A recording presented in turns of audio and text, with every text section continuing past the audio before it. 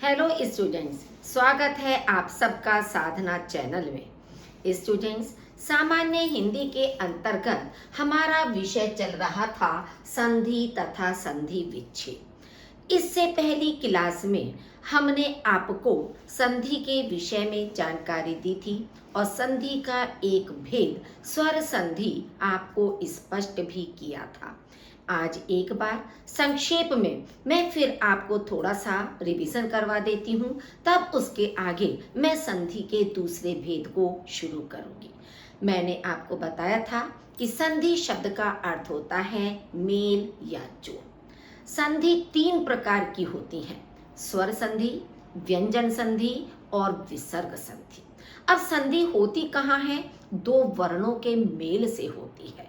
दो वर्ण कहाँ पर होते हैं ये आपको बताए गए थे कि प्रथम शब्द का अंतिम वर्ण और द्वितीय शब्द का प्रथम वर्ण होता है। तो सबसे पहला जो भेद था आपका स्वर संधि, उसमें हमने आपको बताया था कि जहाँ स्वर का स्वर के साथ मेल होता है उसे हम स्वर संधि कहते हैं। स्वर संधि के 5 भेद होते हैं: दीर्घ स्वर संधि, गुण स्वर संधि, वृद्धि स्वर संधि, यण स्वर संधि और अयादि स्वर संधि। ये पांचों भेद हमने परिभाषा और उदाहरण के साथ आपको समझाए थे। आशा करती हूँ कि ये पांचों भेद आपको अच्छी प्रकार से समझ में आ गए होंगे।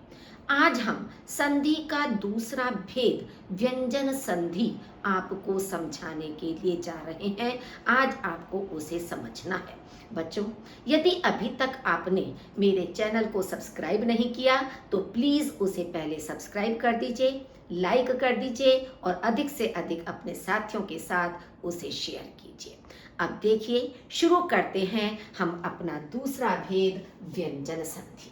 देखिए, स्टार्टिंग में ये भी आपका स्वर संधि की तरह से ही है कि इस व्यंजन संधि में भी हमें वही चीज याद रखनी है कि प्रथम शब्द का अंतिम वर्ण और द्वितीय शब्द का प्रथम वर्ण के बीच में ही हमारी संधि होती है। अब इसमें अंतर क्या है? वहां तो स्वर का स्वर के साथ मेल था, लेकिन व्यंजन संधि में क्या है कि अंतिम वर्ण व्यंजन अगर है तो दूसरे शब्द का प्रथम वर्ण स्वर हो सकता है, तो व्यंजन और स्वर के बीच में मेल हो सकता है। प्रथम वर्ण व्यंजन है तो दूसरे शब्द का प्रथम वर्ण आपका व्यंजन, यानी कि दोनों ओर आपका व्यंजन वर्ण हो सकता है, तो उसके मेल से व्यंजन संधि बन सकती है। या तीसरा कि एक ओर आपका स्वर है और दूसरी ओर आपका व्यंजन है, तो तब भी आपकी व्यंजन संधि हो सकती है। यानी कि इन तीनों रूपों में कि किसी भी ओर स्वर और किसी भी ओर व्यंजन या व्यंजन व्यंजन के मेल से जो विकार होता है, विकार का मतलब परिवर्तन, कि इस तरह के दो वर्णों के मिलने से जो विकार या परिवर्तन होता है उसे हम व्यंजन संधि कहते हैं। अब आगे देखिए कि व्यंजन संधि को समझने के लिए सबसे ज्यादा जरूरी क्या चीज है? वर्णमाला का ज्ञान होना जरूरी है। क्यों? क्योंकि हमारी पूरी व्यंजन संधि वर्णमाला पर ही निर्भर करती है। इसीलिए वर्ण विचार जब हमने आपको पढ़ाया था तब वर्णमाला की पूरी जानकारी दी थी, लेकिन आज फिर से इस व्यंजन संधि को समझाने के लिए हमने आपके सामने वर्णमाला दोबारा से लेकर आए हैं, क्योंकि इसके जितने भी नियम हैं वो सब इन वर्णमाला के ऊपर ही निर्भर है। इसमें व्यंजन संधि के भेद नहीं है जैसे स्वर संधि के थे, इसमें आपके नियम हैं। उन नियमों को आपको ध्यान में रखना है, तभी आप व्यंजन संधि का समाधान कर सकते हैं। अब वर्णमाला में आपको ध्यान क्या रखना है कि इसके मान लीजिए 5 वर्ग होते हैं: क वर्ग, च वर्ग, ट वर्ग, ता वर्ग और पा वर्ग। 5 वर्ग होते हैं और हर वर्ग में हमारे 5-5 व्यंजन होते हैं। इस तरह से ये 25 आपके स्पर्श व्यंजन कहलाते हैं। अब आपको याद क्या रखना है इसमें कि प्रथम वर्ण में कौन कौन से आ रहे हैं? जैसे क वर्ग में क, च वर्ग में च, ट वर्ग में टा, ता वर्ग में ता और पा वर्ग में पा। ये दोनों आपके अलग हैं, अंतस्थ और ऊष्म व्यंजन। पा वर्ग तक आपके 5 वर्ग हैं। अब इसमें द्वितीय स्थान पर ख, छ, ठ, थ, फ आ रहा है। तृतीय में ग, ज, ड, द, ब आ रहा है। चतुर्थ में घ, झ, ढ, ध, भ आ रहा है और पंचम में आपका अंग या, ण, न और म आ रहा है। तो ये आपको ध्यान में रखना है कि तीसरा व्यंजन कौन सा है, चतुर्थ कौन सा है या प्रथम कौन सा है, इनको ध्यान में रखना है। अंतस्थ व्यंजन में हमारे 4 आते हैं, य, र, ल, व, और ऊष्म व्यंजन इसमें भी हमारे श, श, स, ह 4 व्यंजन आते हैं। तो इस तरह से ये 33 व्यंजन आपके हुए। तो हमारी पूरी व्यंजन संधि इन 33 वर्णों पर ही निर्भर है। इसमें ना तो आपके द्वित्व व्यंजन आते हैं, ना कोई संयुक्त व्यंजन आता है, ना संयुक्ताक्षर आते हैं, उनसे व्यंजन संधि का कोई लेना देना नहीं होता है। तो मुख्य आपके ये 33 ही होते हैं। अब इसमें देखिए कि भेद ना होकर इसके जो नियम होते हैं वो व्यंजन संधि के नियम कौन कौन से हैं, इन्हें ध्यान से देखना है। फर्स्ट नियम आपका है वर्ग के पहले वर्ण का तीसरे वर्ण में परिवर्तन। कि पहला वर्ग हमने आपको जो बताया था कि वर्ग का पहला वर्ण जैसे क, च, ट, त, पा, यानी कि एक क्रम में जो आपका था प्रथम वर्ण, तो वो हो गया वर्ग का पहला वर्ण। फिर तीसरे नंबर पर जो आपके 5 वर्गों के थे वर्ण, वो तीसरे वर्ण में परिवर्तन होगा। तो अब इसका पूरा नियम क्या है कि किसी वर्ग के पहले वर्ण, ये आपके 5 आ गए, का मेल किसी स्वर, कि इनके बाद कोई स्वर भी हो सकता है, या किसी वर्ग के तीसरे वर्ण ग, ज, ड, द, ब अथवा चौथे वर्ण घ, झ, ढ, ध, भ अथवा अंतस्थ व्यंजन य, र, ल, व से होने पर वर्ग का पहला वर्ण अपने वर्ग के तीसरे वर्ण में परिवर्तित हो जाता है। ये वर्ण तो बच्चों हमने समझाने के लिए आपको लिख दिए हैं, इसलिए आपको ऐसा लग रहा होगा नियम पढ़ने पर कि अरे ये तो बड़ा कठिन नियम है, इसको हम कैसे याद कर पाएंगे। तो याद करने का तरीका क्या है कि आप इन वर्णों को छोड़ दीजिए, इसकी तो जानकारी होनी चाहिए।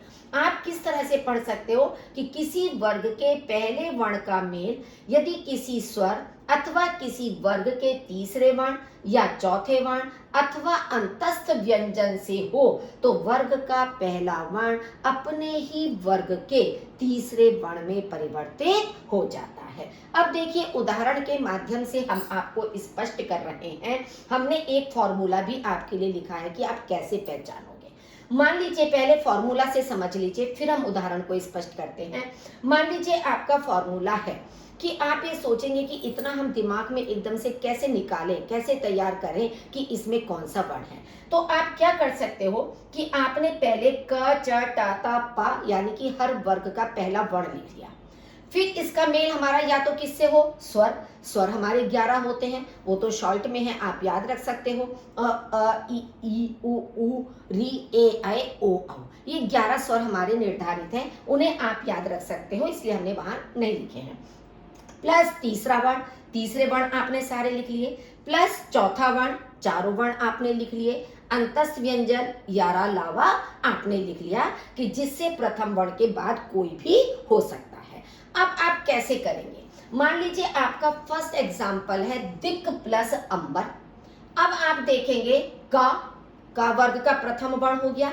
अब इसका मेल किससे हो रहा है? अ से हो रहा है, तो अ हमारा स्वर के अंतर्गत आ गया। तो का मेल जब अ स्वर से हुआ तो का अपने वर्ग के तीसरे वर्ण में बदल गया। अब का तीसरा वर्ण कौन सा होता है? आप तुरंत इसमें देख लीजिए, गा। तीसरा वर्ण गा हो गया का वर्ग, क्योंकि पहला है, तो इसलिए का गा में परिवर्तित होकर आपका क्या बन गया? दिगंबर। इसी तरह से आप देखिए तत् प्लस भ, ता वर्ग का पहला वर्ण हो गया। अब इसका मेल किससे हो रहा है? भा। आप तुरंत इस फॉर्मूला में देख लीजिए कि भा हमारा कहाँ आ रहा है? चौथे वर्ण में आ रहा है। इसका मतलब हमारे चौथे वर्ण से इसका मेल हो रहा है। तो ता अपने वर्ग के तृतीय वर्ण में बदलेगा, तो कौन सा होगा? ता का। ता के नीचे आपके तुरंत लिखा हुआ है दा, तो दा में परिवर्तित हो गया। इसी तरह से एक एक चीज के नीचे आप अपना तीसरा वर्ण भी लिख लीजिए, तो आपका उसी के नीचे वाला वर्ण आपका परिवर्तन में आ जाएगा। तो ता आपका परिवर्तित हो गया दा में। सत प्लस गुण, अब ता वर्ग का पहला वर्ण हो गया आपका। अब आगे आप देखिए गुण गा। अब गा देखिए आपका कहाँ हो रहा है, गा यहाँ आ रहा है, यानी कि तीसरे वर्ण से हमारा मेल हो रहा है। तो तीसरे वर्ण से मेल होने के बाद ता का फिर वही क्या परिवर्तित होगा, दा में, क्योंकि ता के नीचे आपका तीसरा वर्ण दा होता है। अब षट प्लस यंत्र, ये ता वर्ग का प्रथम वर्ण हो गया टा, और आगे या हमारा किस में आता है, अंतस्थ व्यंजन में आता है। तो ये अंतस्थ व्यंजन के या से मेल कर रहा है।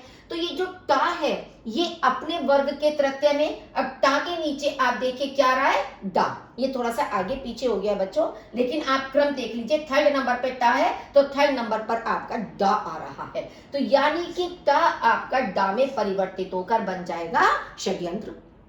इसी तरह से जगत प्लस ईश, अब आप यहाँ देखेंगे ता वर्ग का ता है, लेकिन यहाँ पर ई स्वर आ गया है, यहाँ अस्वर था, यहाँ पर ई स्वर आ गया है। तो ई स्वर से मेल होने पर ता फिर आपने दा में परिवर्तित हो गया। इसी तरह से वाकदान का और दा आपका किस में आ रहा है, तीसरे वर्ण में आ रहा है। तो तीसरे वर्ण में आ रहा है तो ता का दा में ही परिवर्तित होगा। षट प्लस रिपु, अब आप देखेंगे टा वर्ग है और यह रा किस में आ रहा है, अंतस्थ व्यंजन में रा आ रहा है। तो रा अंतस्थ व्यंजन कर आने पर टा डा में परिवर्तित होगा। अब यहाँ लिखने का तरीका देखिए कि हमारे जितने भी वर्तनी शुद्धिकरण होते हैं वो यहाँ से बहुत मिलते हैं कि हमारी वर्तनी कितनी शुद्ध है, कितना हम शुद्ध लिखते हैं। जब हमने रा का प्रयोग करना आपको समझाया था वर्ण विचार के अंतर्गत, तो आपको बताया था कि टा के बाद यदि रा आता है तो रा टा के नीचे इस रूप में लगता है आपका। तो आप देखिए यहाँ पर भी हमने इसीलिए ऐसे लिखा है कि षड्रिपु, ये नहीं कि रा को आप अलग से लिख देंगे, रा को कहीं आप ऊपर लगा देंगे, रेफ की तरह लगा दे, पदेन की तरह लगा दे, नहीं, रा आपका डा के नीचे इस तरह से लगेगा, क्योंकि टा और ठा के नीचे रा आपका इसी तरह से लगता है। अब षट प्लस आनंद, टा के बाद आ स्वर आ गया तो ये डा बन गया षडानन। षडानन आप लोग जानते होंगे कौन है, कि छह है मुख जिसके, अर्थात कार्तिकेय। तो कार्तिकेय समास के रूप में भी आता है, बहुव्रीहि समास में भी आपका आता है। तो आज हमने फॉर्मूला एक ही आपको एग्जाम्पल के रूप में यहाँ पर कराया है।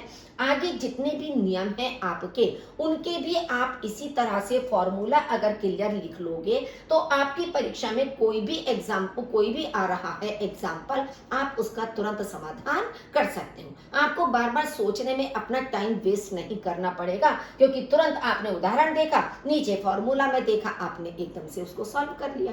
तो इसी तरीके का तरीका आपको अपनी परीक्षा में अपनाना है।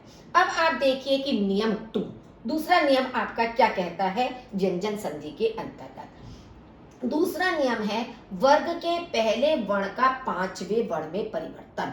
उसमें आपका था तीसरे वर्ण में परिवर्तन, यहाँ होगा वर्ग के पहले वर्ण का पांचवें वर्ण में परिवर्तन। यदि किसी वर्ग के प्रथम वर्ण के बाद ना या मा वर्ण आए तो प्रथम वर्ण अपने वर्ग के पांचवें वर्ण यानी अंगा या ना में परिवर्तित हो जाता है।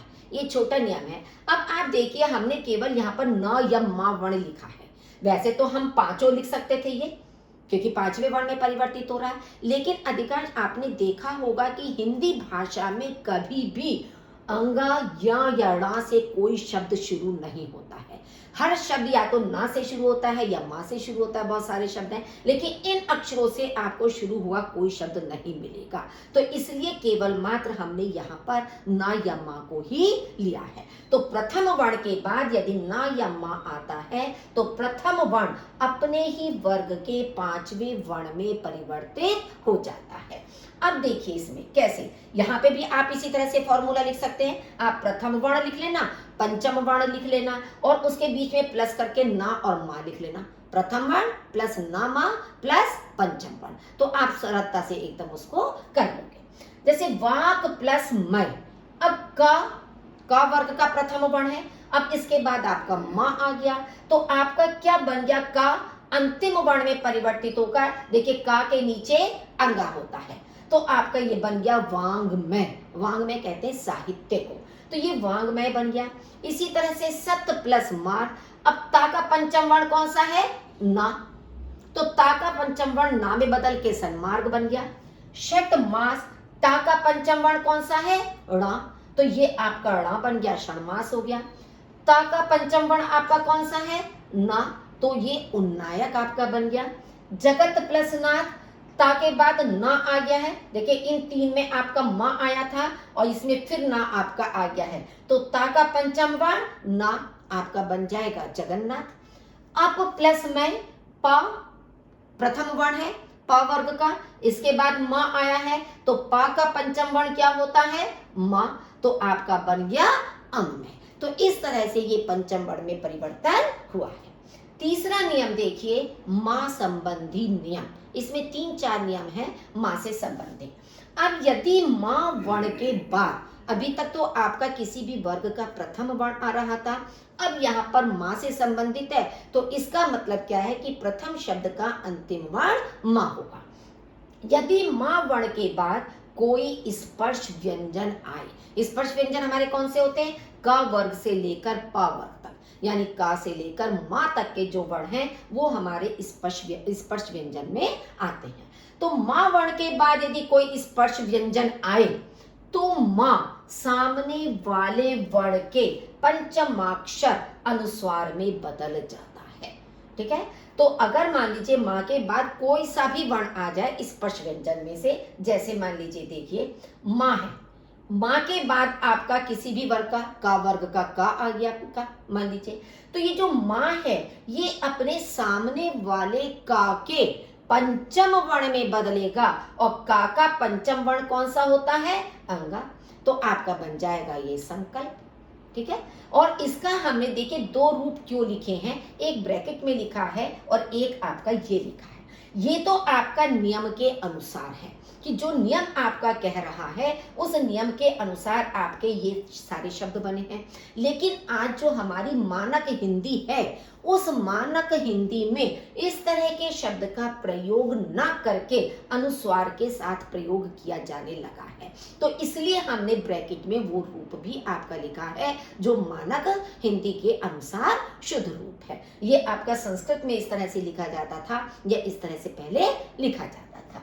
अब आप देखिए सम प्लस तोष, माँ के बाद तवर्ग का ता आ गया, तो माँ ता के अंतिम वर्ण किस में बदल गया, ना में परिवर्तित हो गया। माँ के बाद द, अब दा कौन सा है, ता वर्ग का तीसरा वर्ण है, जैसे ता था द, तो दा का ये भी ता वर्ग का ये दा, तो माँ दा वर्ग के संदेह ना में परिवर्तित हो गया, क्योंकि जरूरी नहीं है कि प्रथम वर्ण हो, उस वर्ग के अंदर कहीं का भी वर्ण हो सकता है। मान लीजिए सम प्लस च, माँ के बाद चा वर्ग का च आ गया, तो चा का अंतिम वर्ण क्या होता है, या, संचय बन गया। माँ के बाद पा वर्ग का पाव आ गया है, तो पा का अंतिम वर्ण कौन सा होता है, पंचम, माँ, प फ ब भ मा, तो माँ में परिवर्तित होकर संपूर्ण बन गया। इसी तरह से सम प्लस बंध, अब माँ के बाद बा कौन से वर्ग का है, प फ ब, पवर्ग का ही तृतीय वर्ण है ये ब, तो इसलिए हमारा पवर्ग के ही अंतिम वर्ण में परिवर्तित होगा, तो बन जाएगा माँ, संबंध। तो इसलिए आपके लिए दोनों रूप हमने समझा दिए हैं, अनुस्वार लगाकर कैसे लिखा जाएगा और उस तरह से आपका कैसे लिखा जाएगा, क्योंकि प्रतियोगी परीक्षा में कभी कभी आप जो है ऑप्शनल देखना वहां पर क्या दिए गए हैं। ऑप्शन में अगर आपका अनुस्वार वाला रूप दिया है तो अनुस्वार वाला आप राइट करोगे, और यदि अनुस्वार का नहीं दिया है, इस तरह से पंचम वर्ण दिया जो आपको समझाया गया है, तो आप उसको राइट करोगे। इसलिए दोनों रूप हमने समझाने का प्रयास आपको किया है। अब उसका ख दूसरा पार्ट देखिए, थर्ड नियम का ही, माँ का मेल यदि अंतस्थ व्यंजन, अंतस्थ व्यंजन कौन से होते हैं, य र ल व, या ऊष्म व्यंजन श श स आ से हो, तो माँ सदैव अनुस्वार अंग हो जाता है। यहाँ पंचम वर्ण नहीं आएगा, केवल स्पर्श व्यंजन में पंचम वर्ण है आपका, क्योंकि वर्ग तो स्पर्श व्यंजन के अंदर ही होते हैं, इसमें तो कोई वर्ग होता नहीं है, तो यहाँ आपका पंचम वर्ण का कोई मतलब नहीं आता है। तो अंतस्थ व्यंजन या ऊष्म व्यंजन से यदि माँ का मेल है तो माँ हमेशा अनुस्वार में ही परिवर्तित होगा। जैसे मान लीजिए समयोग, अब माँ के बाद या अंतस्थ व्यंजन आ गया है, तो माँ हटकर आपका अनुस्वार लगकर बनेगा संयोग। माँ के बाद ला, य र ला भी अंतस्थ व्यंजन है, तो बन गया आपका संलाप। सम प्लस शोधन, ये ऊष्म व्यंजन हो गया श श सा, तो श से माँ का आपका अनुस्वार बनकर हो गया संशोधन। सम प्लस शय, ये भी आपका ऊष्म व्यंजन है, संशय बन गया। सम प्लस रक्षण रा, ये अंतस्थ व्यंजन है, य र ल व, तो संरक्षण। व, ये भी अंतस्थ व्यंजन है, संवाद। सम प्लस सार, ऊष्म व्यंजन है, संसार। सम प्लस हार, ये आपका श श स ह, तो ये भी आपका बन गया संघार। तो आपको नियम क्या याद रखना है कि अंतस्थ या ऊष्म व्यंजन से माँ का वो होने से, मेल होने से अनुस्वार हो जाता है। अब आप देखिए नियम नंबर 4। नियम 3 के 2 ही आपके थे, एक तो माँ के दोनों कि दोनों आपके नियम 3 के अंदर आते हैं। अब है आपका नियम 4 ता संबंधी नियम। अब ता में इसमें क्या है कि ता के बाद यदि च छ हो तो ता चा में बदल जाता है। अब इसका प्रथम वर्ण का जो प्रथम शब्द का जो अंतिम वर्ण है वो आपको ता मिलेगा। अभी तक आपको माँ मिल रहा था, उससे पहले आपको वर्ग का प्रथम वर्ण मिल रहा था, अब इसमें आपको अंतिम वर्ण ता मिलेगा प्रथम शब्द का। तो देखिए ता है, ता के बाद उन्होंने कहा कि यदि च या छा हो। अब यहाँ पर आपका च दिया हुआ है, तो ता के बाद च होने पर ता चा में ही परिवर्तित हो जाता है, तो हमारा बन जाएगा सच चरित्र। ऐसे ही उत प्लस चारण, ता के बाद च आने पर ता चा में परिवर्तित होकर आपका बन गया उच्चारण। ता के बाद छा, क्योंकि दूसरा उन्होंने कहा छा भी हो सकता है, तो ता के बाद यहाँ पर हमारा छा लिखा है, तो ता चा में परिवर्तित चा में होगा, छा में नहीं होगा। चाहे चा छा में चा हो, चाहे छा हो, परिवर्तन चा में ही होगा। तो यहाँ पर ता हटकर आपका बन गया जगत छाया। उत प्लस छिन्न, ता परिवर्तित होकर चा में क्या बन गया उच्छिन्न। तो इस तरह से आगे का शब्द आपका वही रहेगा। ये ध्यान में रखिए कि जब भी हमारा परिवर्तन होता है वो इसी वर्ण में परिवर्तन होता है हमारा। तो आपका जब परिवर्तन इसी में होना, ऊपर भी आपने देखा माँ में ही परिवर्तन हुआ, फर्स्ट आपके वर्ग के प्रथम वर्ण में ही परिवर्तन हुआ। तो परिवर्तन जब आपका यहाँ पर होना है मिलने से, तो इसलिए आपका उ एज इट इज रहेगा। ता में परिवर्तन हो गया, आपने उ प्लस चा लिखा, छिन्न एज इट इज ही रहेगा आपका, तो पूरा मिलाकर आपका बन जाएगा उच्च। दूसरा है इसी के अंतर्गत ता के बाद यदि ज झ हो तो ता जा में बदल जाता है। अब देखिए ता के बाद जा आया तो ता किस में परिवर्तित हुआ जा में, तो जा में परिवर्तन होकर आपका बन गया सज्जन। उत प्लस जल, ता जा में परिवर्तित होकर क्या बन गया उज्जवल। ये सबसे ज्यादा ध्यान देने की जरूरत है बच्चों यहाँ पर, क्योंकि ये वर्तनी शुद्धिकरण में बहुत आता है लिखने के लिए, क्योंकि यहाँ पर सबसे ज्यादा अशुद्धि स्टूडेंट्स करते हैं, वो उज जबल लिख देते हैं, जबकि आप देखेंगे कि दोनों ज आधे होते हैं। तो इस शब्द पे आपको विशेष ध्यान देना है, इसमें वर्तनी शुद्धिकरण वाले सारे शब्द आपको मिलेंगे कि यही शब्द आपसे अधिकांश पूछे जाते हैं वहां पर भी। अब जगत प्लस जननी, ता और जा, तो ता जा में परिवर्तित होकर आपका क्या बन गया जगत जननी। आप यहाँ पर एक शब्द और गौर करिए कि यहाँ पर हमने जो पहला नियम आपको समझाया था कि किसी भी वर्ग के प्रथम वर्ण के बाद यदि कोई तीसरा वर्ण आता है तो प्रथम वर्ण अपने ही वर्ग के तृतीय वर्ण में बदल जाता है। ये नियम आपको हमने बताया था, तो क्या यहाँ पर लागू नहीं हो सकता?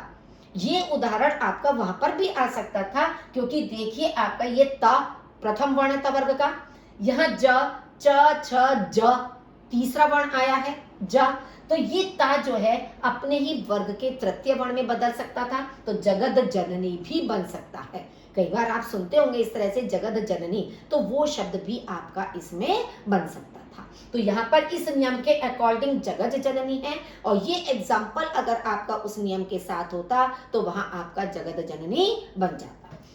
अब देखिए उत झटिका, अब जाके स्थान पर यहाँ पर झ वर्ण आ गया है, तब भी आपका ता जा में परिवर्तित होकर बनेगा उज झटिका।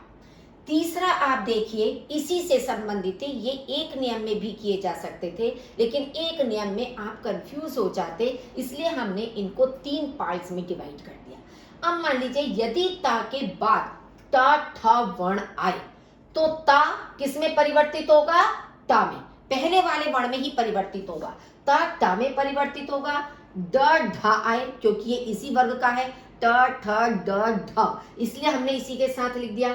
ड ढ वर्ण आए तो ता डा में परिवर्तित होगा और ला वर्ण आए तो ता ला में बदल जाता है।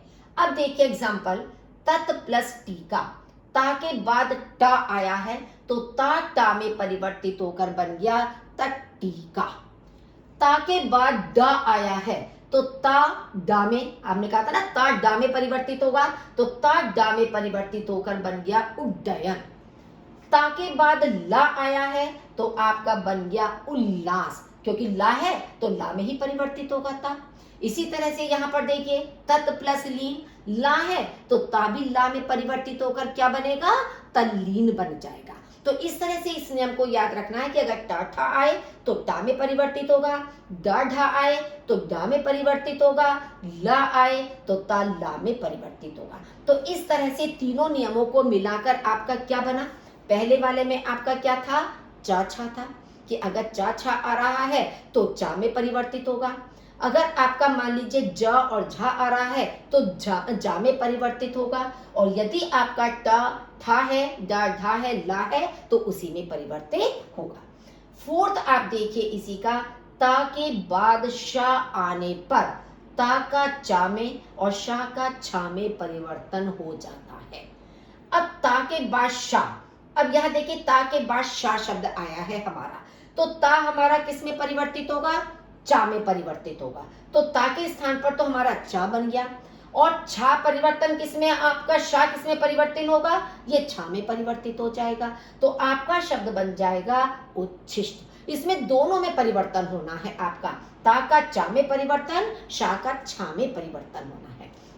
इसी तरह से देखिए, उत प्लस श्वास, उच्छ्वास, ता का चा में परिवर्तन होकर उच्च बन गया, शा का छा में परिवर्तित होकर छवास बन गया, तो आपका शब्द बन गया उच्छ्वास।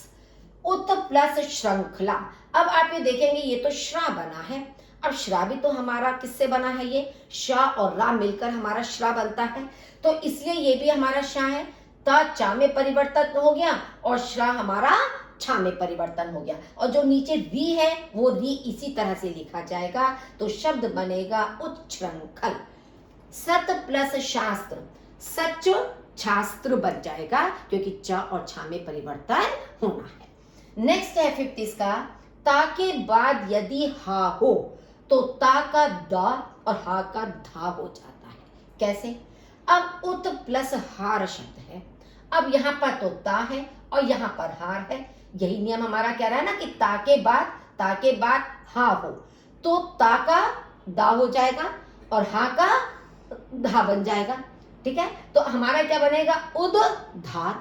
अब देखिए यहाँ पर या तो हम इस तरह से भी लिख सकते हैं उद्धार, और आजकल वैसे क्या है कि इसी तरह से वर्तनी आपको लिखी भी मिलेगी अपनी बुक्स में अधिकांश, लेकिन वैसे आपका क्या होता है कि उद्धार आपका दूसरे रूप में भी लिखा हुआ होता है। यहाँ बच्चों ये कंप्यूटर की मिस्टेक हो गई है कि ये उद्धार मिलाकर दा के नीचे धा जैसे आपका होता है वो उद्धार हो जाता है। ये दोनों सेम शब्द आपके आ गए हैं, उद्धार उद्धार, पद्धति पद्धति या तद्धित तद्धित, जबकि ये कंप्यूटर में मिस्टेक है, प्रिंटिंग मतलब आपकी टाइपिंग मिस्टेक समझ लीजिए इसको, क्योंकि दोनों रूप होते हैं। उद्धार इस तरह से भी हो सकता है और दा के नीचे जो धा लगाकर आप बनाते हो उस तरह से भी उद्धार लिखा जा सकता है।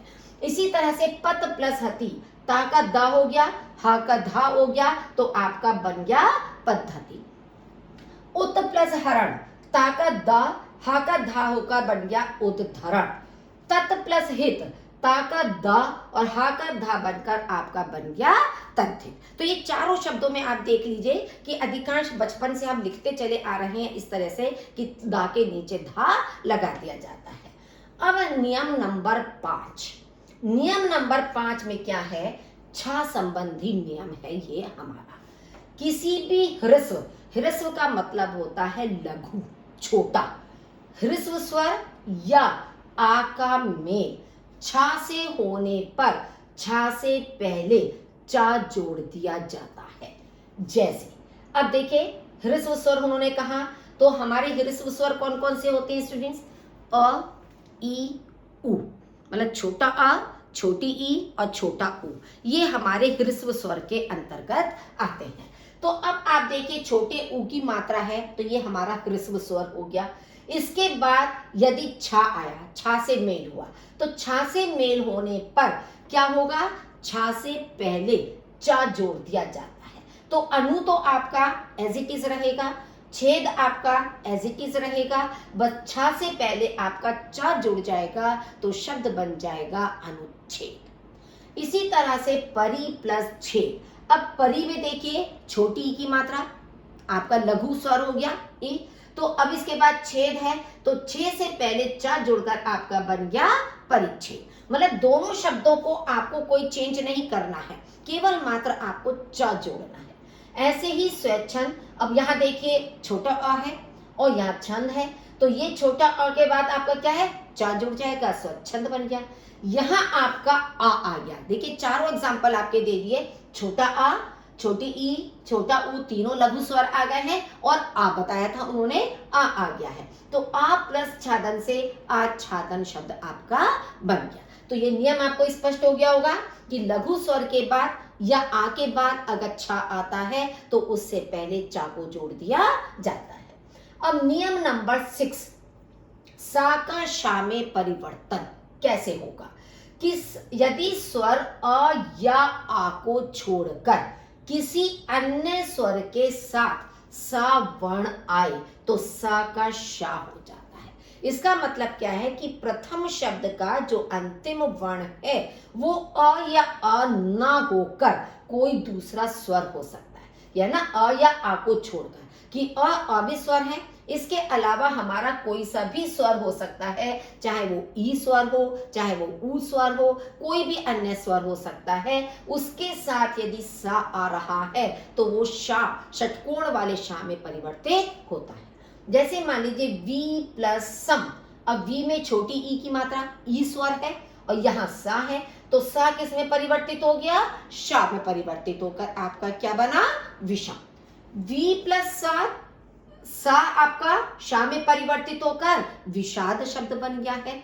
ठीक है, तो इसमें केवल हमें इसको परिवर्तित नहीं करना है, केवल परिवर्तन हमें सा को करना है। और सा पर अगर आ की मात्रा है तो शा के बाद भी आ की मात्रा आएगी। यहाँ आ की मात्रा नहीं थी सा में, तो यहाँ पर आ की मात्रा नहीं आएगी, शा सिंगल रहेगा। तो इस मात्रा को भी ध्यान में रखना है कि उस सा के साथ कोई मात्रा तो नहीं है। सु प्लस समा। अब यहाँ पे छोटा ऊ आ गया, ऊ स्वर आया है, इसके साथ सा है तो सुषमा बन जाएगा। ई स्वर है से तो अभिषेक बन जाएगा। सुसुप्ति तो सुषुप्ति। अब ये देखिए स्वापे के नीचे भी छोटे ऊ की मात्रा है तो हम शा के नीचे भी छोटे ऊ की मात्रा लगाएंगे, सुषुप्ति बन जाएगा। परि प्लस सद परिषद। तो इस तरह से हमारा सा जो है वो शा में परिवर्तित हो गया।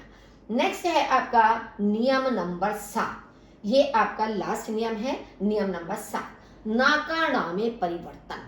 अब नाकाणा में कैसे परिवर्तन होगा? कि यदि री, रा तथा शा के बाद ना व्यंजन आता है तो वह णा में बदल जाता है। जैसे कैसे बदल जाता है? कि आप देखिए री, रा, शा के बाद, अब री का मतलब है ये रा है तो रा आ गया यहाँ पर परी। रा के बाद जब ना आया तो ना हमारा णा में परिवर्तित होकर शब्द बन गया परिणाम। अब यहाँ पे री है, री के बाद ना आया तो री का बाद ना जो है वो णा में परिवर्तित होकर आपका बन गया ऋण। भाष के बाद ना, क्योंकि शा भी बोला था, तो देखिए रा का एग्जाम्पल, री का एग्जाम्पल और शा का एग्जाम्पल, कि शा के बाद ना आया तो भाषण बन गया। त्रिश प्लस ना, वही शा के बाद आपका ना आया तो तृष्णा बन गया। एक चीज आपको सबसे ज्यादा ध्यान में रखना है, व्यंजन संधि में जो ध्यान देने की जरूरत सबसे ज्यादा है वो यह है कि प्रथम शब्द का जो अंतिम वर्ण यदि व्यंजन है, बाय द वे, तो उस व्यंजन शब्द वर्ण के नीचे हलंत अवश्य ही लगेगा। क्यों? क्योंकि उसके अंदर अस्वर नहीं मिला है। जैसे कि यहाँ कंप्यूटर की ये प्रिंटिंग मिस्टेक आपकी है टाइपिंग की, जैसे त्रिश में हमने हलंत लगाया है, ऊपर भी आपने अधिकांश देखा होगा सबके साथ हलंत लगा हुआ था। यहाँ by the way, by mistake शा के नीचे हलंत रह गया है। लेकिन इस चीज पर विशेष ध्यान रखना है, क्योंकि जब हमारे बहुविकल्पी प्रश्न आते हैं उसके अंदर जो 4 विकल्प हमारे दिए हुए होते हैं, तो उसमें सबसे ज्यादा मिस्टेक छांटने के लिए कि आपकी बुद्धि का आकलन करने के लिए इस तरह का ऑप्शन जरूर होता है कि एक में पता चला भाष के नीचे हलंत लगाकर ना लिखा और दूसरे ऑप्शन में भाष के नीचे हलंत ना लगाकर ना लिखा, तो आप उसमें से सही कैसे पहचानेंगे? तो ये आपको ध्यान में रखना है कि व्यंजन संधि में हमेशा प्रथम शब्द के अंतिम वर्ण में हलंत जरूर लगेगा, वही आपको पहचानना है। तो स्टूडेंट्स, आज ये व्यंजन संधि हमने आपको पूर्ण रूप से स्पष्ट कर दी है। आशा करती हूँ कि आपको समझ में आई होगी। आप दोबारा इस वीडियो को देखिए, तीसरी बार देखिए, जब तक आपको समझ में नहीं आए। लेकिन आपको नियमों को रटना जरूरी है, नियमों को ध्यान में रखना जरूरी है और सबसे पहले वर्णमाला को ध्यान में रखना जरूरी है। और जैसे फर्स्ट फॉर्मूला मैंने आपको बताया, आप हर नियम में फॉर्मूला उस तरह से लिखकर भी उसको सॉल्व कर सकते हैं।